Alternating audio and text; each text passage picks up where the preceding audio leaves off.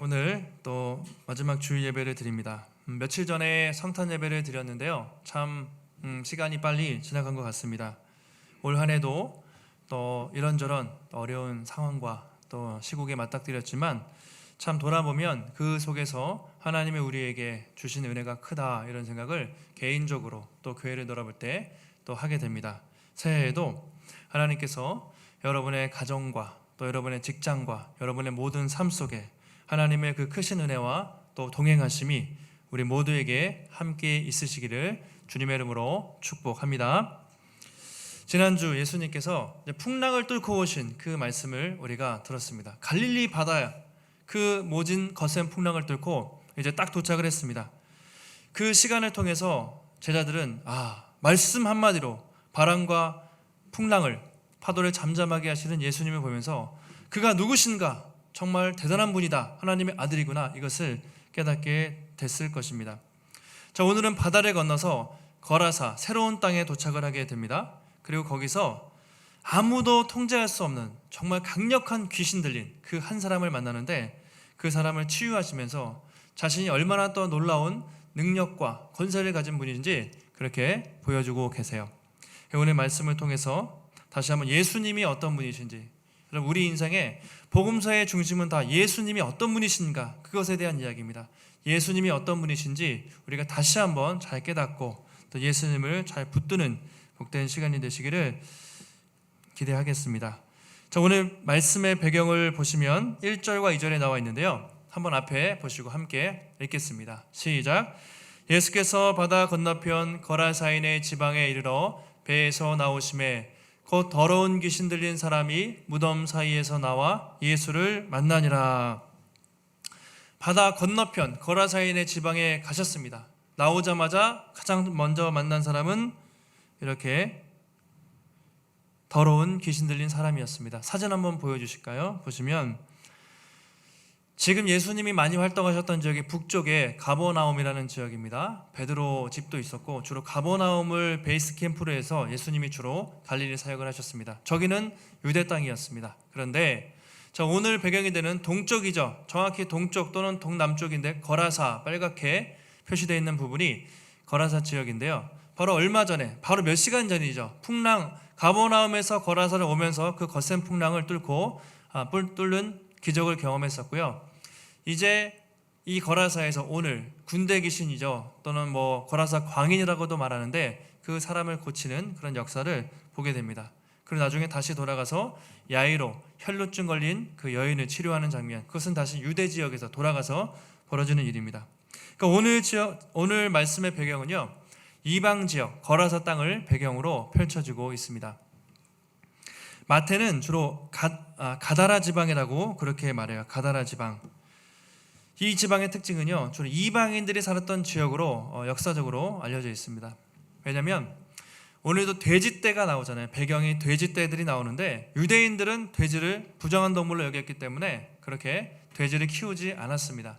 돼지떼들이 나오는 것을 보면 이 지역은 이방 지역들이 많이 활동했던, 이방 사람들이 살았던 지역으로 알려져 있고요. 실제로 데가볼리라고 하는 그 많은 지역들이 역사학적으로도 이방인들이 많이 거주했던 지역으로 알려져 있습니다. 자, 드디어 바다 건너서 불과 몇 시간 전이에요. 이게 바로 이어지는 일이거든요. 풍랑을 뚫고 나왔는데 그들을 반겨주는 사람 누굽니까? 정말 거라사 사람들이 환영하는 것이 아니라 내리자마자 이 더러운 귀신 들린 사람을 딱 만나게 된 것이죠. 더러운 귀신 들린 사람. 평소에 무덤가에 살고 있었습니다. 얼마나 상태가 심각했는지 마가가 그냥 그 3절, 3절, 3, 4, 5절에 기록을 하고 있죠. 자세히 기록을 하고 있어요. 그냥 심각했습니다, 이것이 아니라 무덤 사이에 거쳐 있는데 쇠사슬로 맬 수 없었다. 쇠사슬을 끊어버리는 사람, 이런 사람이다. 또 여러 번 고랑과 쇠사슬로 묶었지만 통제가 안 되는 사람이다. 그러면서 아무도 그를 제어할 수 없었다, 이런 말이 2번 나오는데 통제 불능한 상태에 있는 사람이었죠. 그리고 밤낮 무덤 사이에서 막 소리치면서 그냥 자기 몸을 해했던 이런 사람, 자세하게 마가가 이 귀신 들린 사람의 상태를 묘사하고 있습니다. 그러니까 우리가 여러분 귀신하면 보통 무섭고, 그쵸, 귀신 얘기하면 무섭고 뭐 전설의 고향 아니면 뭐 공포 영화 막 그렇게 생각하는데, 성경에서의 귀신의 존재는 한마디로 더러운 존재거든요. 더러운 귀신이라고 돼 있죠. 더러운 존재. 그리고 인간을 파멸하고 통제 불능하게 만드는 그런 존재가 사단의 역할이죠. 그냥 막 무서운 뭐 뿔 달린 그런 우리가 개념의 그런 존재가 아니라 더러운 존재, 인간을 파멸하고 통제 불능하게 하고 짐승처럼 그렇게 만들게 하는 것이 사단의 존재입니다. 이 사람의 상태는 한마디로 짐승 같은 존재였어요. 인간성을 다 상실하고 아무도 통제되지 않는 짐승과 같은 상태에 머물러 있던 것이죠. 자, 얼마 전에 마가복음 1장에 보면 회당에서 말씀을 전할 때도 귀신을 내어 쫓은 장면이 있었습니다. 기억나시는지 모르겠는데, 제자들도 처음 귀신 들린 사람을 만나는 건 아니에요. 근데 오늘 만난 사람의 상태는요, 다릅니다. 길게 묘사했죠. 완전히 아무도 통제할 수 없는 그런 강력한 귀신 들린 그런 심각한 사람을 오늘 만나게 된 것이죠. 자, 그럼 마가가 이 사람의 모습을 왜 이렇게 자세히 기록을 했을까요? 그냥 뭐 더러운 귀신 들린 사람, 뭐 귀신 들린 사람의 상태를 이렇게 자세히 묘사할 필요가 있습니까?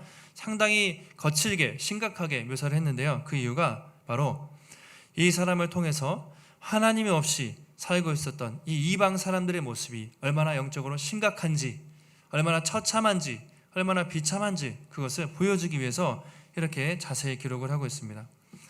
당시 이방 문화를 보면요, 화려했거든요. 과학과 기술, 문명이 상당히 발달했습니다.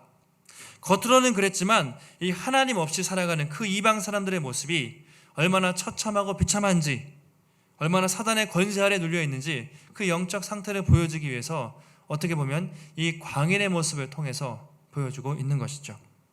결국 이 유대인들뿐만 아니라 이 이방 땅에 있는 모든 사람들, 아니 이 땅의 모든 사람들이 결국 예수님이 구원이 필요한 존재라는 것을 이 이방 광인의 모습을 통해서 우리가 알 수가 있는 것이죠. 근데 여러분, 꼭 이 사람은요, 이방 사람뿐만 아니라 오늘 사실 우리의 모습, 특별히 우리가 예수 믿기 전에 상태를 보여주는 모습과 비슷합니다. 우리도 예수님 믿기 전에 어땠습니까? 예수 믿기 전에 사단의 권세 아래서 그렇게 신음하며 하나님과 원수된 상태로 살았다고 성경에서 말하고 있지 않습니까? 특별히 바울이 에베소서에서 예수 믿기 전의 상태, 예수 믿은 후의 상태와 전의 상태를 많이 비교하죠. 예수 믿기 전에 우리의 상태가 어떠했는지를 에베소서 2장 2절과 3절에서 이렇게 말하고 있습니다. 그때의 너희는, 우리의 과거의 모습이죠, 그 가운데 행하여 세상 풍조를 따르고 공중의 권세 잡은 자를 따랐으니 지금 불순종의 아들들 가운데서 역사하는 영이라. 전에는 우리도 다 그 가운데서 육체의 욕심을 따라 지내며 육체와 마음에 원하는 것을 하여 다른 이들과 같이 본질상 진노의 자녀이었더니, 이제 그렇게 말하고 있습니다.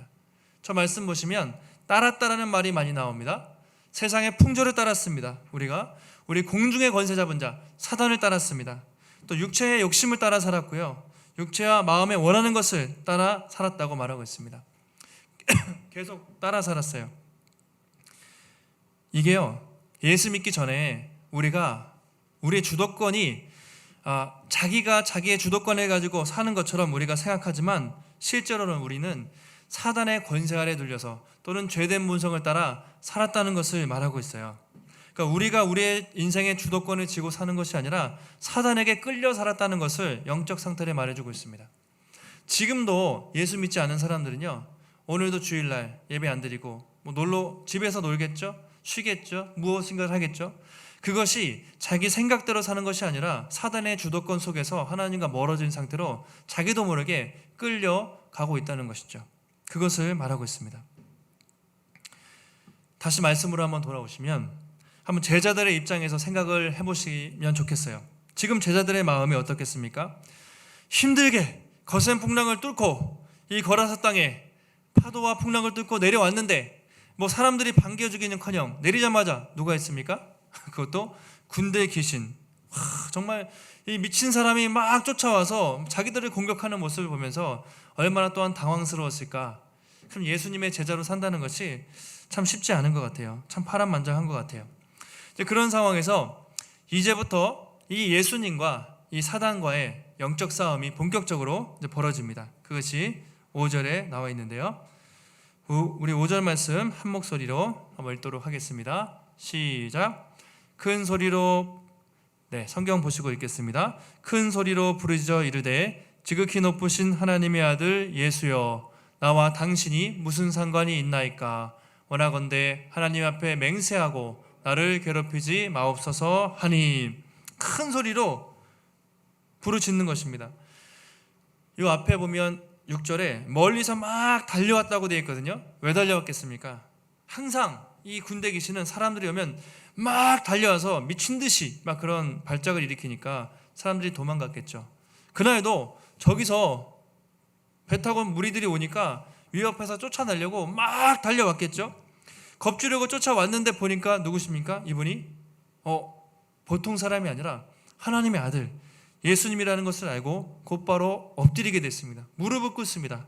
굴복을 한 것이죠. 그러면서 뭐라고 말합니까? 지극히 높으신 하나님의 아들 예수여, 이렇게 말했습니다.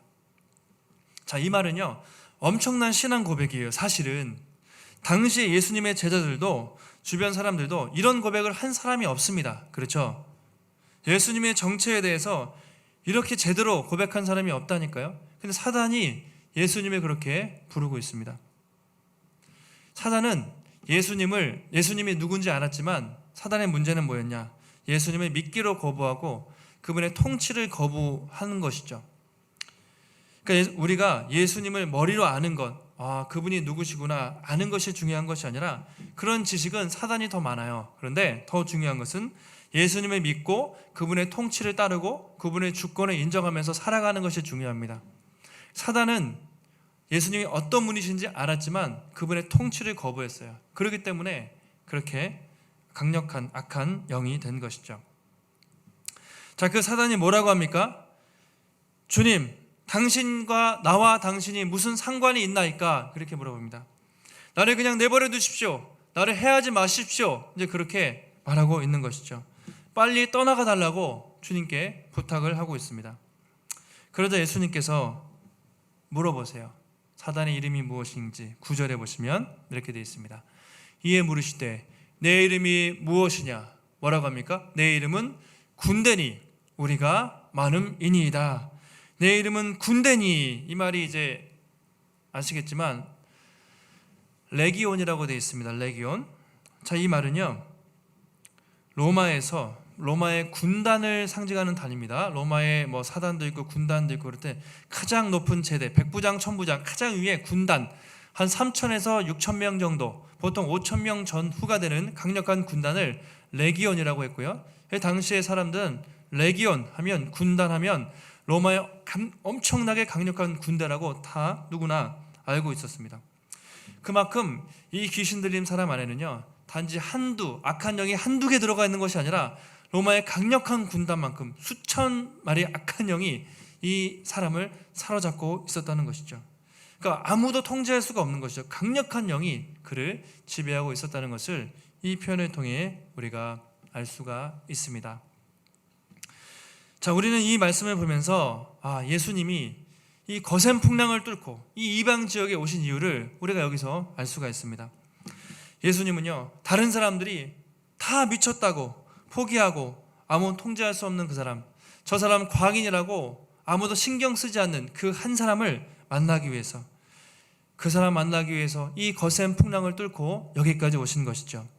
그리고 이 사람을 통해 그 절망 중에 있는 이 이방 지역에 하나님의 복음이 비로소 처음으로 전파되기 시작하는 것입니다. 바로 이것이 여러분 예수님이 이 거라사 지역에 오신 이유이시고, 바로 이것이 예수님이 사실은 이 땅에 오신 이유가 되기도 합니다. 얼마 전에 우리가 성탄을 보냈는데요, 주님이 오신 것이 무엇입니까? 왜 오셨습니까? 이 거라사 광인처럼 영적으로, 우리가 육적으로는 막 귀신 들렸다고 말할 수 없지만 영적으로 이 사단의 권세 아래 죄의 지배 속에서 신음하면서 정말 비참하게 하나님 없이 살던 우리를 도저히 두고 볼 수 없어서 너무나 긍휼히 여기시고 너무나 사랑하셨기 때문에 이 땅에 오셨다는 것이죠. 그리고 그것이 우리에게 가장 기쁜 소식, 복음이 된다는 말씀을 우리가 함께 나누었습니다. 참 우리가 여러분 귀신 들린 사람을 혹시 보신 적이 있나요? 저도 어릴 때 한번 가깝게 지내던 사람 중에 본 적이 있고요. 그리고 대학 시절에 한번 본 적이 있는데 정말 그 눈이 다른 것 같아요. 눈빛이 다르고 뭔가 정말 교만하고 뭔가 힘이 세지고 정말 사람이 통제하기 어려운 그런 모습을 봤던 기억이 있습니다. 그러니까 악한 영이 지배하면요, 여러분 인간을 통제해요. 그리고 교만해지고요, 또 파멸하고요, 되게 폭력적이 됩니다. 그것이 악한 영이 역사하는 상태입니다. 더러운 귀신의 특징들, 인간을 파괴시키고요, 폭력적으로 만들고요, 분열시키고 교만케 하는 것이 악한 영이 지배하는 특징이죠. 예수님이 통치하시는 건 어떻습니까? 그곳에는 참 자유가 있고 참 기쁨이 있고 참 회복이 있습니다.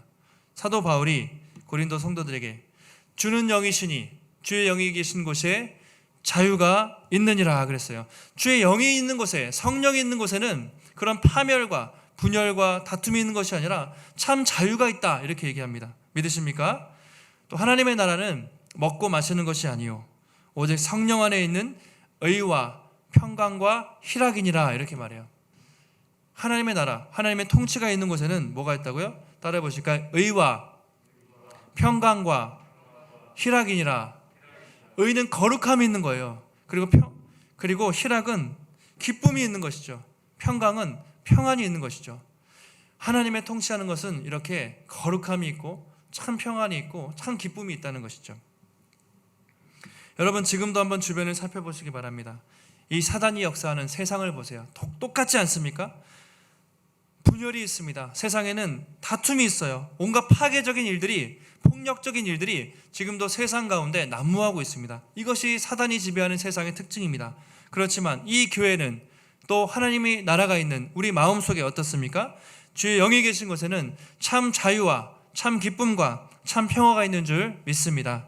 새해에도 여러분 우리의 삶 속에 주의 영이, 주의 성령이 날마다 충만하게 임재하셔서 여러분이 가는 곳마다 다툼과 분열과 싸움이 있는 것이 아니라 우리가 가는 곳마다 뭐죠? 성령의 열매, 사랑이 있고 희락이 있고 화평이 넘치고 오래 참음에 성령의 역사가 충만히 넘치는 복된 성도들이 되시기를 주님의 이름으로 축복합니다. 자, 예수님께서 이제 귀신들에게 나가라고 하시자 귀신들이 제발 나가지 않게 해달라고 간구합니다. 그러면서 저 돼지떼에게 들어가게 해달라고 부탁을 하죠. 그리고 예수님이 허락하시고 거의 2,000마리나 되는 돼지떼가 비타의 길로 내려가서 바다에 몰사해서 죽었다. 이 사건을 여러분 잘 알고 계실 것입니다. 엄청나게 놀라운 광경이죠. 이것은 뭐 영화로 만든다면 정말 하이라이트가 될 것입니다. 수많은 돼지떼들이 막 끼익끼익 거리면서 막 비탈로 내려가는 모습을 보면서 얼마나 많은 사람들이 신기해하기도 하고 놀라기도 했겠습니까? 근데 여기서 저도 말씀을 준비하면서 몇 가지 의문점이 생기는 거예요. 의문점. 왜 예수님은 바로 사탄을 다 멸하지 않으셨는가? 그냥 무적행에 쳐넣지 않으셨는가? 이런 생각도 들고요. 왜 하필이면 다른 게 아니라 이 돼지떼에 들어가게 하셔서 이 돼지떼를 엄하게 죄 없는 돼지들을 다 죽게 하셨는가? 뭐 이런 생각을 하게 됐습니다. 여러분도 궁금하지 않으십니까? 왜 예수님이 사단을 한 방에 타 군대 귀신이 무서워서 아니면 힘이 없어서 주님이 멸하지 못하셨습니까? 아니죠. 뭐 그렇지는 않을 것입니다. 왜 그러셨을까요? 아직 하나님이 사실은 완전히 정하신 때가 아니었기 때문이죠. 요한계시록에 보면요, 이 사단의 권세가 완전히 결박당하고 무적행에 쳐넣어서 완전한 심판을 받는 때가 계시록에 나옵니다. 주님의 마지막 때가 되면 가장 큰 역사가 죄와 사망 권세가 완전히 처박혀서 더 이상 없어지는 그런 상태가 나와요. 그러나 그때까지는 사단이 계속해서 이 땅에서 활개를 치고 또 성도들을 공격하고 교회를 핍박하는 제한된 기간 동안 사단이 역사하는 것을 우리가 볼 수 있습니다. 그래서 한순간에 죽일 수 있었지만 아직까지는 완전히 멸하지 않으셨어요. 자, 그러면 왜 하필이면 돼지떼입니까? 죄 없는 돼지들, 수많은 돼지들이 몰사하게 아깝잖아요. 왜 돼지들한테 들어가게 하셨을까요? 아마 어딘가에 들어가지 않으면 이 사단, 이 강력한 군대 귀신, 수천이나 되는 귀신들은 다른 누군가에게 들어가서 또 또 괴롭힐 것을 아셨겠죠. 그래서 사람에게 들어가는 것을 원치 않으셨기 때문에 마침 그 근처에 있는 돼지떼에 들어가게 하셨을 수도 있습니다. 더 중요한 것은 이것입니다. 예수님께서 이 수천 마리 경제적인 피해를 감수하면서까지 이 돼지떼가 죽어나가는 것을 보면서 과연 이 한 영혼이, 그렇죠? 이 귀신 들렸던 미치광이라고 있는 이 한 영혼이 저 수천 마리 돼지떼보다 훨씬 더 중요한 가치가 있다는 것을 보여주기 위해서, 시각적으로 눈으로 보여주기 위해서 그것을 주님이 보여주신 것이죠. 정말 예수님은요, 수천 마리 돼지떼보다 이 한 영혼, 예수님 없이 사단의 권세 아래에서 죽어가는 그 한 영혼이 너무나 소중한 것을 알았기 때문에 그 갈릴리 바다 건너서 이 이방 땅에 오셨고요. 그리고 수많은 사람들이 어떻게 보면 의아해할 정도로 죽어가는 것을 보이면서까지 이 한 영혼을 구하기 위해서 그렇게 시각적으로 어떻게 보면 주님이 연출하신 것이 아닐까, 이런 생각을 해보게 됐습니다. 이 성경 번역에 재미있는 예화가 있는데요. 인디언 부족들이 이 마가복음 5장을 기록을 하면서 인디언 선교사님이 계시고 인디언 부족이 있었던 것 같아요. 근데 오늘 이 구절을 서로 번역을 하면서 이제 오해가 생겼다는 것이죠. 그 인디언 부족 사람이 이렇게 얘기했대요. 아니, 예수님께서 한 사람 대신에 돼지떼를 2,000마리를 몰살시킨 것이 이게 자기가 잘못 받아들인 줄 알고 2마리 아닙니까? 2,000마리를 정말 몰살시키셨다고요? 그랬더니 이 번역하시는 선교사님이 그렇습니다. 정말 예수님께서 이 한 사람의 영혼을 살리기 위해서 돼지떼를 죽였다고 이제 말을 한 거예요. 그러니까 아니, 우리 마을에서는 사람 한 명의 목숨이 돼지 한 마리의 목숨과 같습니다. 그래서 그렇게 돼지와 사람 한 마리의 짐승과 비슷한 가치가 있습니다. 그렇게 대답을 했다는 것이죠. 그러면서 이 성경을 번역한 분도 다시 한번 놀라게 됐다는 것이죠. 하나님이, 예수님이 이 우리 같은 인간 한 사람을 얼마나 소중하게 여기는가.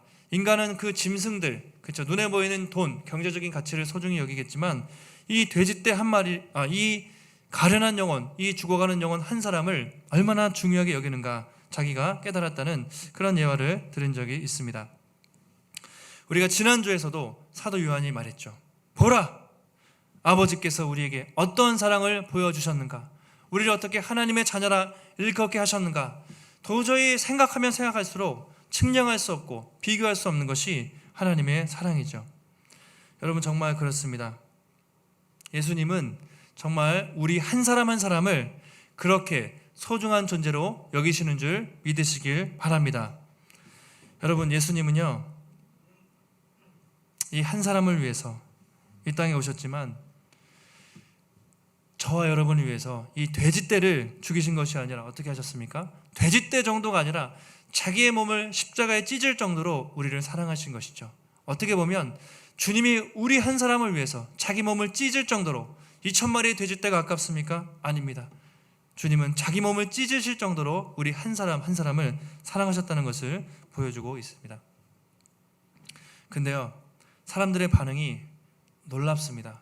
너무나 차가워요. 예수님이 그 귀신 들린 사람을 치유하고 수많은 돼지떼들이 어떻게 보면 바다에 빠져 죽는 기이한 광경을 보았지만 그들이 뭐라고 합니까? 예수님, 떠나주세요. 이렇게 반응을 합니다. 참 의아하게 반응을 합니다. 16절, 17절 보시면 이렇게 되어 있습니다. 같이 한번 읽어보실까요? 시작. 이에 귀신 들렸던 자가 당한 것과 돼지를 본 자들이 그들에게 알림해 그들이 예수께 그 지방에서 떠나시기를 간구하더라. 아니, 방금 그렇게 짐승 같은 그 지내던 사람이 회복되고 수많은 돼지떼들이 어떻게 보면 몰사하는 것을 보면서 이 사람이 정말 대단한 사람이구나, 그것을 알았을 거 아닙니까? 그런데 자기 메시아로 믿기보다는 그 놀라운 일을 두 눈으로 똑똑히 보았음에도 불구하고 그들의 반응이 어떻습니까? 주님, 여기서 떠나주십시오. 이렇게 반응이 된 것이죠. 이게 참 의아합니다. 왜 그랬을까요? 왜 이 사람들은 이런 반응을 보이게 됐을까요? 반대죠.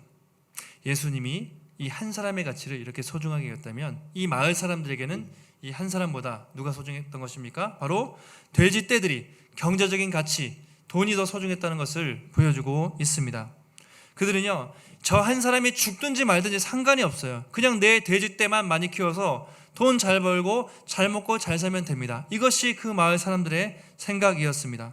그래서 예수님보다 돈을 더 사랑했어요. 돈에 눈이 멀어서 그 진리 대신, 생명 대신 예수님이 자기 마을에 왔는데, 아니 자기 눈앞에 있음에도 불구하고 그것을 받아들이지 못하고 거절하는, 예수님을 거부하는 그런 안타까운 인간들의 모습을 보여주고 있습니다. 그리고 성경에서는 다시 예수님이 그 거라사 땅에 갔다는 기록이 없어요. 그들은 그렇게 끝나고 만 것이죠. 여러분, 저는 이 말씀을 보면서 이 말씀이 우리에게도 그대로 적용될 수 있겠다 생각을 해봤습니다. 오늘날 수많은 사람들이 복음을 듣기는 듣잖아요. 예수님을 듣잖아요. 그런데 이런저런 이유로 많은 사람들이 예수님을 거부합니다. 대표적으로 돈 때문에 거부하겠죠. 대표적으로 또 자기의 평판, 또 자기의 편리한 삶, 예수님보다 사랑하는 수많은 가치들이 있기 때문에 예수님을 거부하는 경우가 많습니다.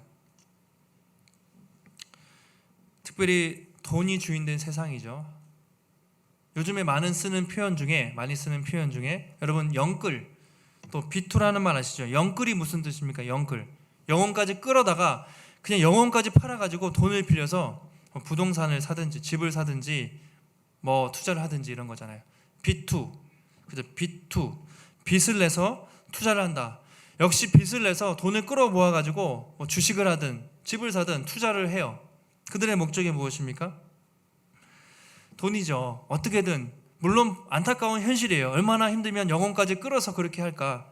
저도 집 없는 서민으로 참 왜 이렇게 집값이 비쌀까. 뭐 저는 별로 집에 대한 그런 건 없지만 그냥 집 없이 사는 세상 사람들을 볼 때는 불쌍해 보이긴 합니다. 얼마나 힘들면 영혼까지 끌어서 집을 사고 싶을까. 그렇죠.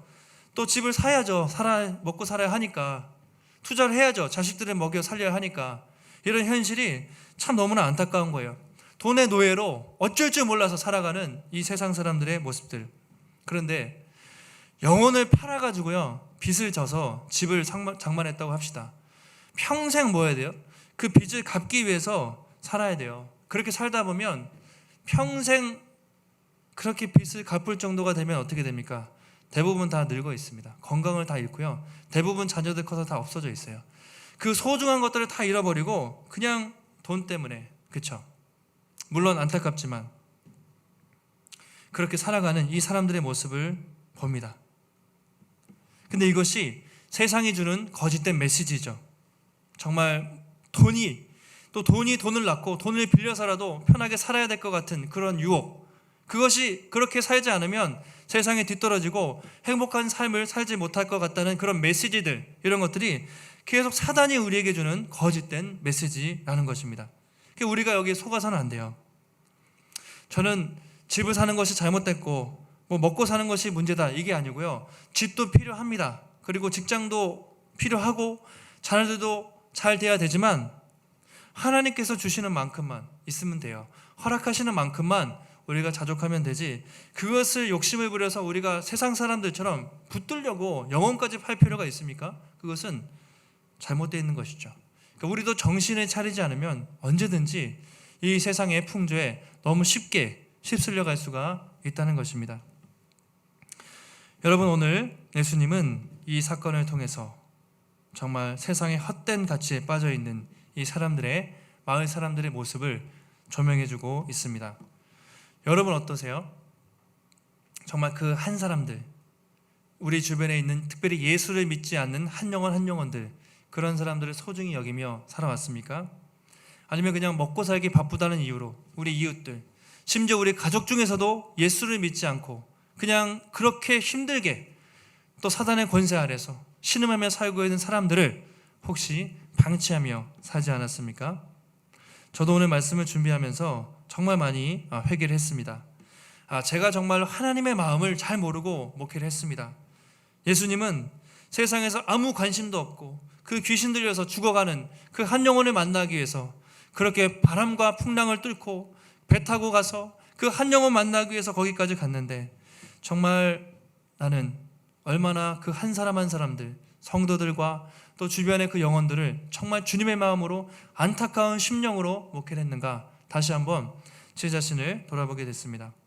한번 여러분도 한번 돌아보세요. 내가 정말 어디에 가치를 두고 있었는가? 정말 예수님과 그 한 영혼의 가치를 두고 살았는가? 아니면 나도 그냥 세상 사람들처럼 그냥 그렇게 휩쓸리면서 살아가고 있지 않았는가? 그런데요, 이 마을 사람들의 차가운 반응에 비해서 이 마지막 놀라운 반응이 있습니다. 마지막 한번 읽어보실까요? 이 치유받은 사람의 반응이에요. 그가 예수님, 저를 제자 삼아주세요, 그렇게 부탁을 합니다. 그런데 주님이 거절하세요. 그러지 말고, 나를 따라오지 말고 여기 남아서 너에게 어떤 일이 일어났는지 너의 가족과 친척과 주변 사람들에게 알리라고 그렇게 말합니다. 근데 어떤 일이 일어났습니까? 5장 20절 함께 읽도록 하겠습니다. 네, 성경 보시고 읽겠습니다. 시작. 그가 가서 예수께서 자기에게 어떻게 큰일 행하셨는지를 데가볼리에 전파하니 모든 사람이 놀랍게 여기더라, 이랬습니다. 그가 가서 예수께서 자기에게 얼마나 큰일 행하셨는지를 데가볼리, 그 이방 지역에 전파하니 모든 사람이 놀랍게 여겼다, 그렇게 말하고 있습니다. 여러분, 바로 이 사람을 통해서 수많은 사람들이 이 복음을 듣게 된 것입니다. 그런 놀라운 역사가 일어나는 것이죠. 여러분, 이 사람이 무슨 지혜가 있어서, 언변이 뛰어나서, 학식이 있어서 이렇게 전했겠습니까? 아닙니다. 그냥 자기가 예수 믿고 이렇게 비참하게 살았던 자기를 완전하게 자유롭게 해방시켜 주신 그 예수님, 그 변화된 이야기를 그냥 했을 뿐입니다. 많은 사람들이 듣고 놀랍게 여김을 받았고, 아마 그 중에서는 복음을 받아들이고 예수님을 믿은 사람들도 있었을 것입니다. 여러분, 그렇습니다. 우리가 사실 복음 전도하면 뭔가 대단한 것처럼, 뭔가 놀라운 것처럼, 또는 부담스럽게 생각할 수 있지만 복음을 전하는 것은 그런 것이 아닙니다.